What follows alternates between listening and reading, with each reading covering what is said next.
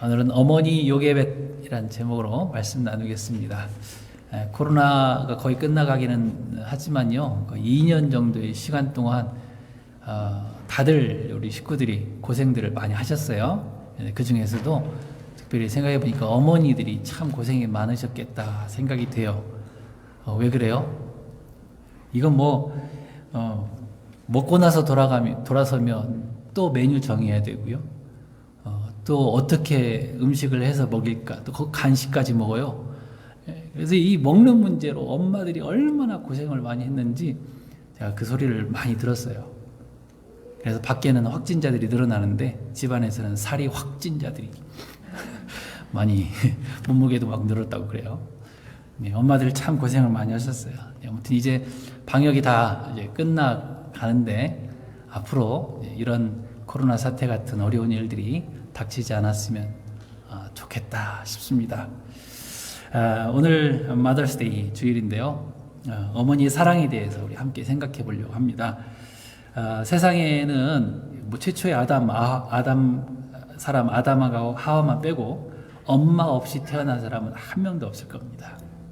옛날 신화 박혁거세 이런 사람 빼고요. 신화 말고 정말로 엄마 없이 태어난 사람은 한 명도 없습니다. 심지어 예수님도 어머니 마리아를 통해서 이 땅에 태어나셨죠. 다른 건 놔두고서라도 그 생명 주신 다른 엄마 아빠가 좋은 엄마든 나쁜 아빠든 상관없이 생명 주신 것 그 자체만으로도 우리는 감사할 조건이 되는 것입니다. 생명 주신 것이 얼마나 감사해요. 그래서 제일 못된 불효자식이 누구예요? 그런 말하는 자식을 제가 봤어요. 누가 나 낳아주랬어? 이런 불효자식이 어디 있습니까? 예?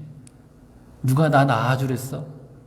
제가 옆에 있었으면 그냥 가서 그냥 군밤을 주고 싶을 정도로 얄밉더라고요.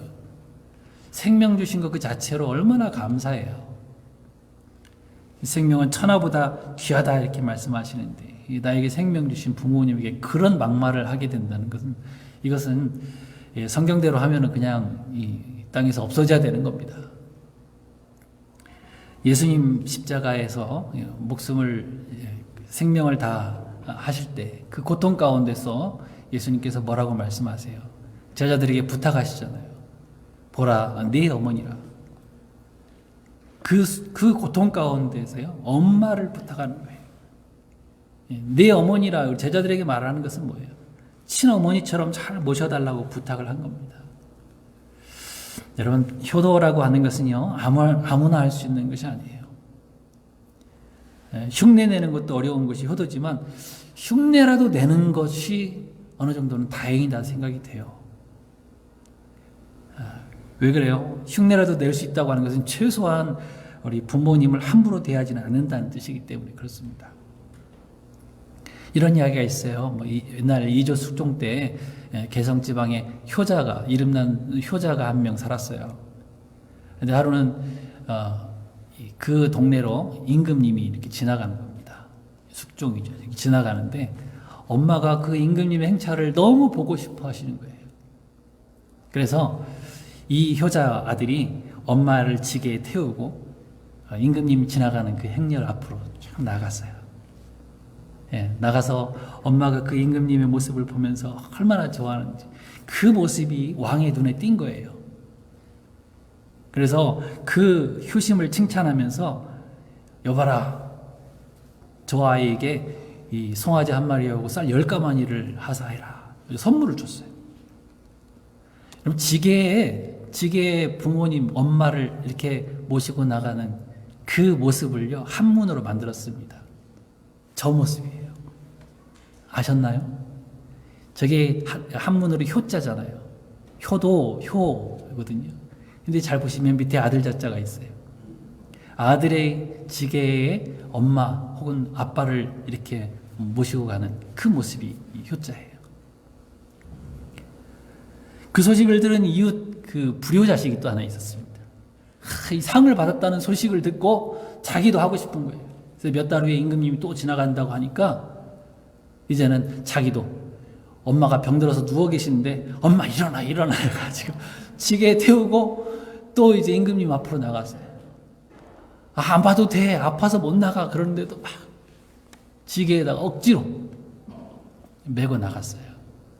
그 모습이 또 임금님의 눈에 보였어요. 그래서 저건 또 무슨 사연이냐. 엄마는 막 인상 쓰고 있으면서 붙고 있는데. 근데 그걸 이제 사또가 그 원님이라고 했죠. 옛날에는 원님이라고 그랬는데. 저 자식은요, 이름난 불효자식입니다. 그런데 임금님 나오신다니까 그 소식을 듣고 옛날에 선물 받았던 그 효도했던 아들 그 소식을 듣고 자기도 데리고 나온 겁니다. 근데 임금님이 뭐라고 했겠어요? 여러분 임금님이세요. 뭐라고 하셨겠어요? 여봐라? 뭐예요? 이렇게 물어보면 뭔가 다른 대답이 있겠지 이렇게 생각하면서 대답을 안 하시는 분들이 계세요. 근데 임금님이 뜻밖의 뭐라고 그랬냐면 여봐라 저 아이에게도 송아지 한 마리하고 쌀 10가마를 선물로 주라.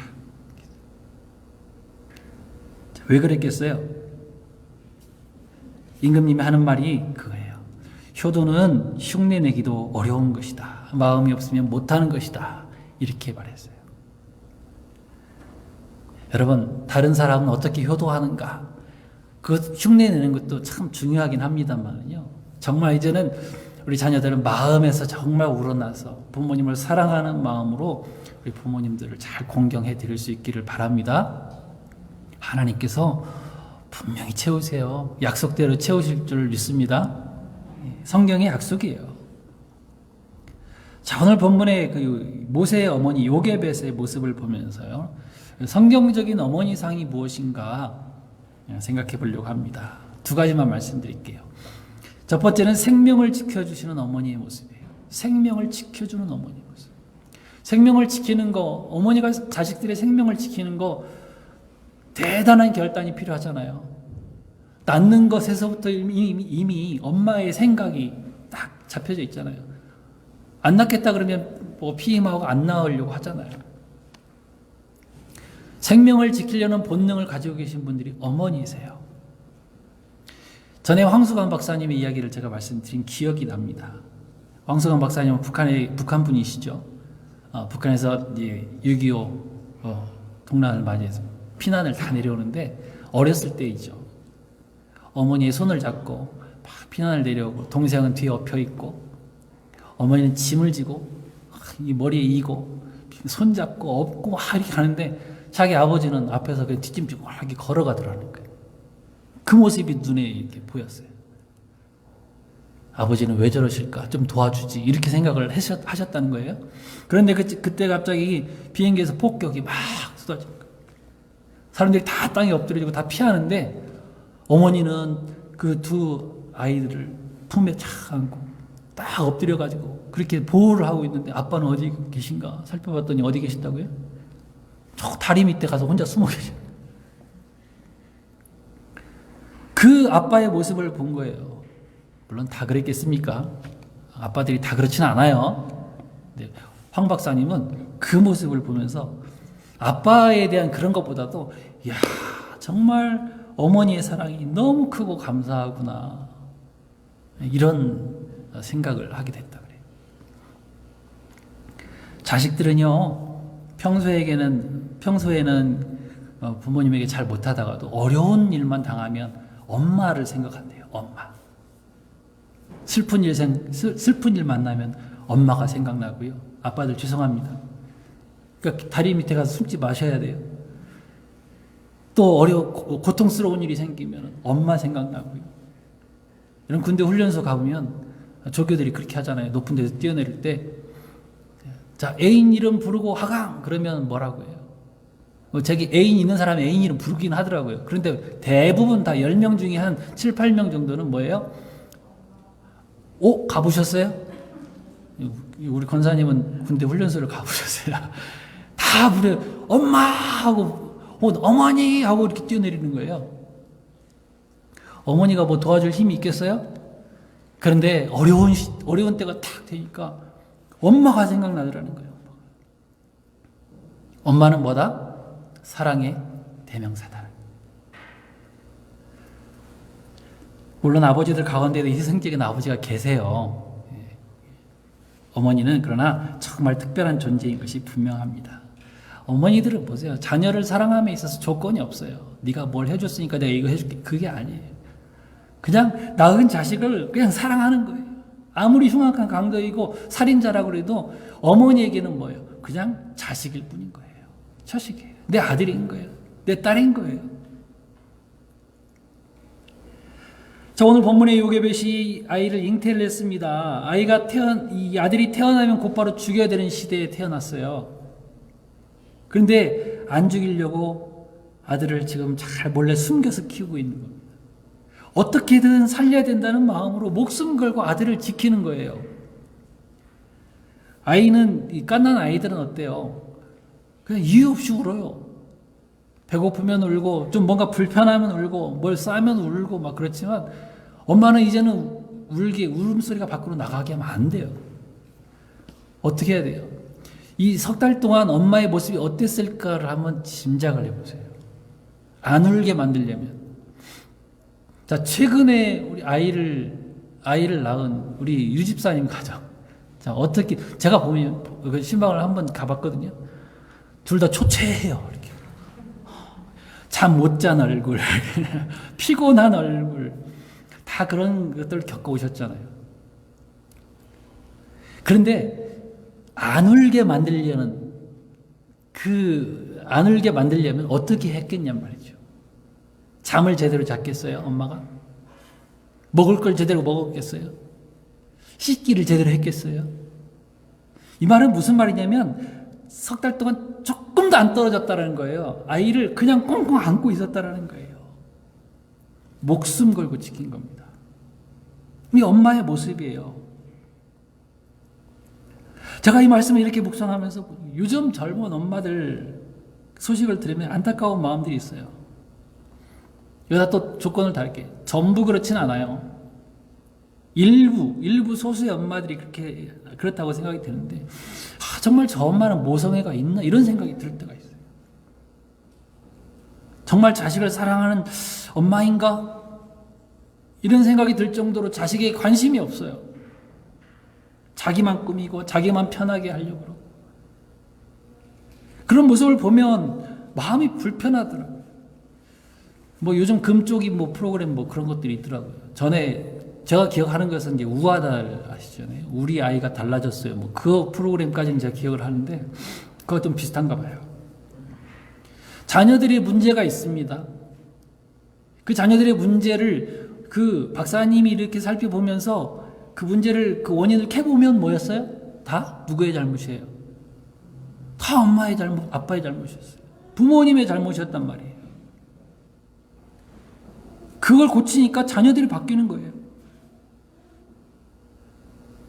부모들이 자기만 알고 아이들 기분 감정을 다 무시하고 학대하고 내팽개쳐버리니까 아이들이 문제가 생기는 겁니다. 그럼 지금 시대가 요괴배처럼 목숨 걸고 지켜야 될 그런 시대입니까? 그런까지는 바라지 않아요. 좀 이렇게 정상적인 기본적인 것부터라도 제대로 했으면 좋겠다 싶어요. 아직 이렇게 아이들을 보면 두뇌도 잘 자라지 않았잖아요. 형성이 되지 않았잖아요. 몸도 그렇지만. 그런데 불편하니까 음식 해 먹이기 그러니까 패스트푸드 갖다 먹이는 거예요. 좋지 않아요. 운다고 태블릿, 스마트폰 영상 켜주고 그거 보기만 돼. 박사님들의 이야기 한번 잘 들어보십시오.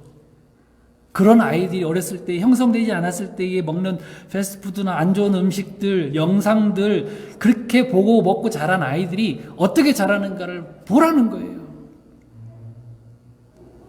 그런 아이들이 보니까 사춘기 때 되니까 나오잖아요, 이게. 사춘기까지는 안 가더라고요, 요즘에는. 초등학생만 돼도 부모님한테 욕하고 발로 차고 분노 조절이 안 되는 거예요. 원인이 뭐예요? 그렇게 키웠기 때문에 그래요. 그렇게 잘 키우지도 않았으면서 나중에 왜 그 모양이냐는 거예요. 결과물이거든요, 결과물.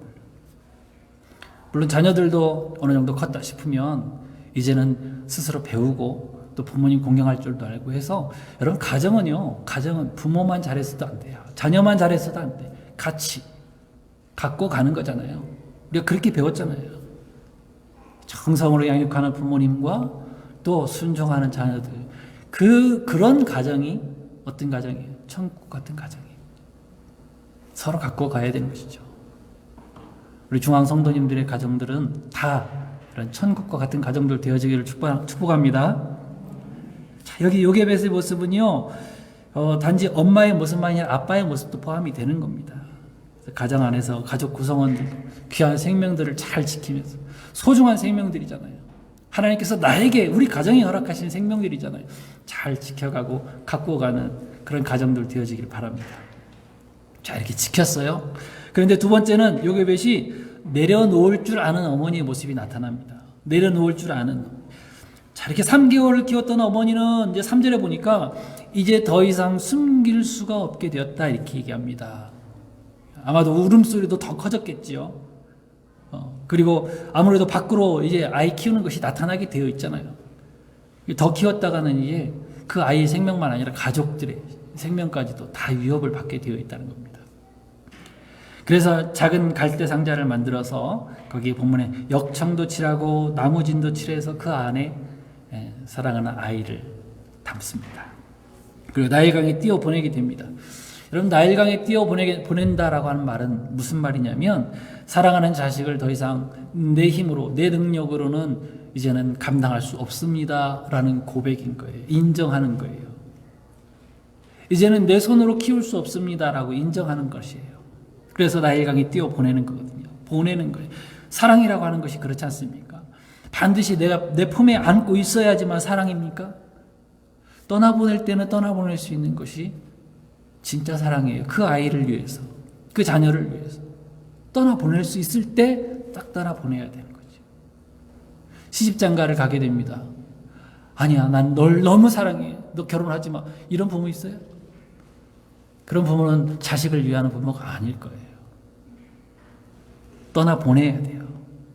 전도서 3장에도 다 때가 있다 그러잖아요. 안을 때가 있고, 또 버릴 때가 있고, 돌 던져버릴 때가 있고, 다시 거둘 때가 있고, 심을 때가 있고, 또 거둘 때가 있고, 다 때 얘기하잖아요.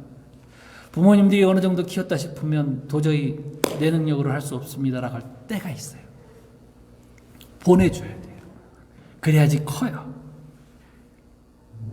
여기 성경에 보니까 리브가 아시죠? 이삭의 아내 리브가가 야곱을 사랑했습니다. 그래서 항상 같이 있었어요. 큰아들 에서는 밖에 사냥하러 다니고 막 자기 마음대로 살았는데 야곱을 너무 사랑했어요. 그런데 떠날 때가 되니까 보내잖아요. 안 보내면 어떻게 되죠? 야곱을 안 보내게 되면 어떻게 됩니까? 야곱이 형한테 죽어요. 안 보내면 죽는 상황도 있을 겁니다. 보내야 되는 거지. 사랑하지만, 나하고 항상 같이 있으면 좋겠다고 하는 아들이지만 보내는 거예요. 그래서 멀리 자기 오빠 집에 보냅니다. 이별이 힘들지만 이렇게 떠나 보냈을 때 어떻게 돼요? 야곱은 광야에서 드디어 하나님을 만나는 겁니다. 하나님을 직접 대면해요. 그 전에는 만났다는 얘기 없잖아요. 그렇죠? 근데 야곱이 엄마의 품을 떠나서 광야로 나오니까, 광야라고 하는 것은요, 그 미드바르라고 하는 그런 히브리어 단어를 쓰고 있어요. 미드바르라는 것은 뭐냐면, 그 미드는 그 중간이라는 뜻이고요. 뒤에는 다바르예요. 다바르라고 하는 것은 우리가 성경 공부하시면서 배웠을 거예요. 말씀이라는 뜻이거든요. 광야는 하나님의 말씀을 경험하는 곳이에요. 야곱이 엄마의 품을 떠나서 광야로 나갔더니 거기서 하나님의 말씀을 만나는 거예요. 하나님을 만나고 하나님과 약속을 하게 됩니다. 여러분, 자녀들이 부모님을 떠나면 부모님의 신앙을 이제 떠나서 자기 신앙으로 나아갈 때 하나님을 만나게 되는 그런 경험을 하게 됩니다. 혼자 있으니까, 외롭고 힘드니까 누구를 붙잡아요? 이제는 부모님이 아니에요. 하나님을 붙잡아요. 하나님의 말씀을 붙잡고 사는 거예요. 그래서 야곱의 일생이 그때 이후로 계속 하나님과 동행합니다. 중간중간에 잊어먹었을 때도 있었겠지만 결국에는 뭐예요? 하나님의 말씀을 따라서 다시 베델로 돌아오는 거. 이삭의 아들 리브가가 야곱을 사랑해서 그냥 계속 품고 있었다면 죽을 수도 있었겠지만 보내니까 야곱을 통해서 12지파가 생겨나고요. 하나님의 민족이 거기서 다시 발생하게 됐다는 것이죠. 하나님의 역사이죠. 보내지 않았더라면 이런 일이 일어날 수 없어요. 사무엘의 어머니 한나도 마찬가지잖아요. 한나도 사무엘을 낳아서 젖대기까지 기르다가 보냅니다. 누가 젖대자마자 보내고 싶은 엄마가 어디 있겠어요? 그러나 약속한 대로 보냅니다. 성전에 넣어요. 성전에서 살게 만들어요. 성전에서 자라나고 있는 사무엘의 모습을 한번 잘 생각해 보세요. 어떤 일들이 벌어졌지요? 거기서 하나님의 음성을 들었어요. 제사장도 듣지 못하는 음성을 어린 사무엘이 들었어요. 그리고 그 사무엘이 장차 어떻게 됩니까? 이스라엘 민족의 대각성 부흥운동을 일으키는 그런 놀라운 리더로 성장하잖아요. 그때 당시는 무슨 시대라고 해요? 하나님의 말씀이 희귀한 시대, 하나님의 음성이 들리지 않는 시대였어요. 그러나 사무엘은 샤마, 듣는다는 뜻이잖아요. 하나님의 음성을 듣는 사람으로 그 땅 가운데서 이스라엘 백성들을 이끄는 놀라운 리더로 서게 되는 것이죠. 한나가 사랑해서 보내지 않았더라면 이런 일이 일어나지 않았단 말이죠. 여러분, 하지만 우리가 부모님들이 착각하지 말 게 있어요. 오늘 설교 말씀 들으니까 보내라 그랬대. 이제 귀찮아서 보내시는 부모님들이 계세요. 그냥 나가. 제가 토론토에서 이민사역을 처음 시작했잖아요. 청년들을 가르쳤습니다. 청년들 가르치다 보니까 이렇게 고등학생 아이들도 오기도 하고 또 중학생, 심지어는 이 조기 유학이라고 그래가지고 초등학생들도 부모님 없이 유학을 온 사람이 있어요. 아이들이 있단 말이에요. 근데 그 아이들의 말을 좀 이렇게 들어보니까 정말 부모님이 얘를 좀 훌륭한 사람으로 성장시키고 싶어서 유학을 보내는 게 아니라 잘 보니까 얘가 문제가 많아요. 말썽을 많이 일으키고 사춘기 때문에 보통 문제가 아닌 거예요.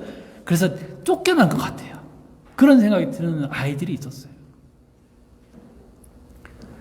그러면서 말씀대로 했다고 주님 손에 맡긴다 그러면서 막 내보내고, 그건 착각하지 마셔야 돼요. 정말 주님 손에 맡긴다고 하는 게 뭐예요? 그 아이를 보내놓고도 정말 사랑하는 마음으로 기도해주고 관심 가지고 계속 이렇게 백업을 하는 거예요. 그게 정말 보내는 거 아니겠어요? 요게벳이 상자에 아이를 담아서 나일강 세상이잖아요. 세상이 강물에 띄웁니다. 그래서 이 상자에 넣어 보낸다고 하는 것은 정말 중요한 영적인 의미가 있는 거예요. 상자는 히브리어로 테바라는 단어를 쓰거든요. 테바. 근데 노아가 지었던 방주도 테바예요. 테바. 똑같은 단어예요. 자, 여러분 배우신 거 한번 기억해 보십시오. 이 방주는 누구를 가리킨다고 그랬죠? 방주는 누구를 가리킨다고요? 예수님. 상자에 넣었다고 하는 것은 예수님 안에 거하도록 만들어졌다는 거거든요. 그래서 방주 안에 들어가 있는 사람들은 모두 다 구원을 얻는 거예요. 심지어 짐승들까지 다 예수님 안에 있으면 살아난다는 겁니다. 즉 요게벳이 아들을 상자에 넣어서 나일강에 띄웠다라고 하는 것이 무슨 뜻이에요? 자기 생명과도 같은 귀한 아들을 주님의 손에 맡겨드리면서 내어드립니다. 이런 고백이 거기 담겨져 있는 거예요. 나는 이제 키울 능력이 없습니다. 주님 손에 맡겨드립니다. 이런 고백이 거기 담겨져 있는 거예요. 그런 영적인 의미가 있는 겁니다. 요한 웨슬레의 어머니 이야기를 한번 들어보세요. 그의 어머니는요, 자녀들에게 항상 이런 질문을 했다 그래요. 너희들은 누구지? 그 자녀들이 대답을 해요. 우리는 위대한 아이들입니다. 누가 너희를 위대하다고 했어? 하나님이 우리를 위대하다고 여겨주십니다. 그럼 너희들이 여기서 뭐하고 있니? 그러니까 자녀들이 다 그렇게 대답해요. 우리는 하나님의 역사를 만들어가고 있습니다. 나중에 여기서 웨슬리가 감리교회 창시자잖아요. 웨슬리가 커서 뭐라고 이야기를 하냐면, 나는 하나님의 걸작품입니다. 하나님께서 만드신 위대한 작품입니다. 그렇게 고백을 합니다.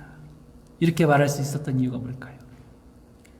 그 뒤에는 항상 엄마가 격려하고 용기를 북돋워 줬기 때문에 그래요. 그런 질문을 하면서 스스로 나는 하나님 안에 사는 사람이야. 요한 웨슬레는요, 그리고 다른 자녀들 다 그렇게 생각했을 거예요. 이게 진짜 주님의 손에 맡겨드리는 삶 아니겠어요? 내보내놓고 너 알아서 살아라. 그건 아니죠. 요게벳은요, 이렇게 사랑하는 아들을 하나님의 손에 맡겨드렸습니다. 이제부터 너의 삶의 참 부모는 하나님이야. 이제 우리 이따가 찬양할 때 그들의 가사에 나오잖아요. 너의 삶의 참 주인, 너의 참 부모이신 하나님 그 손에 너의 삶을 맡긴다. 그러잖아요. 자, 하나님의 손에 맡겨드렸더니 어떤 일이 벌어집니까? 그 아들이 자라서 장차 이스라엘 백성들을 애굽에서 이끌어내는, 구원해내는 모세가 된 겁니다. 모세가 애굽의 왕이 되는 것보다 하나님의 백성 되기를 더 기뻐했던 그것이 우연이 아니에요. 바로 모세의 어머니 요게벳이 그렇게 가르쳤기 때문에 그렇습니다. 모세의 어머니가 유모로 들어가서 그 아이의 젖을 먹이면서, 그 아이에게 젖을 먹이면서 그냥 아무 말도 안 하고 젖만 먹였겠어요? 넌 내 아들이야 부터 시작해가지고 너는 히브리 사람이야, 하나님의 백성이야, 하나님의 말씀을 가르쳐주고 하나님의 말씀을 들려주고 장차 너는 큰 사람이 될 거야. 용기 주고 격려해주고. 그랬기 때문에 애굽 왕궁을 싫어했던 거잖아요. 그래서 하나님의 백성 되기를 더 기뻐했다고 히브리서도 그렇게 나와 있잖아요. 우리 청년들의 모습, 요즘 교회들의 청년들의 모습을 보면요, 왜 주일학교 때는 잘 그렇게 자라다가 청년만 되면 다 교회를 떠나는지 그 원인이 뭐겠어요? 부모님들이 신앙을 잘 못 가르쳤기 때문에 그렇잖아요. 부모님들의 신앙교육이 잘못됐기 때문에. 근데 다른 것은 열심히 해요. 학원은 그렇게 열심히 보내면서 성경 공부 간다 그러면은 성경 공부하지 말라고. 공부해야지 무슨 성경 공부하냐고. 동화책은 그렇게 어렸을 때 그렇게 읽어줬으면서 성경은 안 읽어줘요. 학교는 지가 가면 절대 안 돼 그러면서 교회는 늦잠 자고 그래 좀 자고 가. 이런 모습으로 가르쳤으니 나중에 교회를 어떻게 생각하겠어요? 누구의 잘못이에요? 부모의 잘못이에요. 여러분 자녀 잘 되기를 바라십니까? 자녀의 생명을 귀하게 지켜줄 줄 아는 예수님의 사랑으로 충만한 부모님들이 되어지길 바랍니다. 사랑한 것뿐만 아니라 하나님께 맡겨드릴 수 있는 그런 믿음의 부모님들 다 되어지기를 축복합니다.